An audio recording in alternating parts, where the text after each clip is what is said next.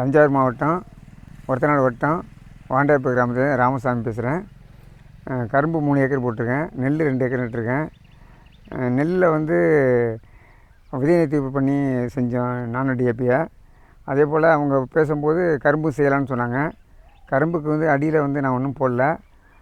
அதில் வந்து முதல் மேல் உரம் 2வது மேல் உரம் வந்து சர்க்கரை ஆலை பரிந்துரைப்படி செஞ்சுட்டு 3வது மேல் உரம் 75-80 நாளில் இலை வழியாக நானோ டிஏபி நானோ யூரியாவை சகதியாகவும் சேர்ந்து கொடுத்தேன்.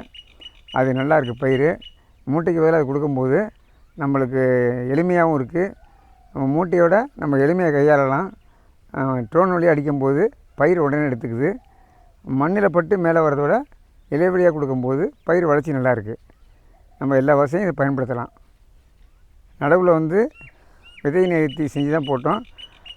டிஏபி வந்து நானோ டிஏபியை 1 கிலோவுக்கு 5 கிராம் ரேட்டுக்கு செஞ்சோம். அந்த பயிர் நல்லா இருக்குது. நெல் பயிர் அது எல்லா விவசாயிகளும் நானோ டிஏபி நானோ யூரியாவை பயன்படுத்தினா நம்ம மூட்டை தூக்கிட்டு வர செலவு குறையும். கையாளுறது எளிது. நம்ம கூலி தொழிலாளர் பிரச்சனையும் குறையும். நம்ம அதனால் எல்லா விவசாயியும் நானோ டிஏபி நானோ யூரியாவை வாங்கி பயன்படுத்தினா நம்மளுக்கு எதிர்காலத்தில் நல்லா எளிமையாக இருக்கும்.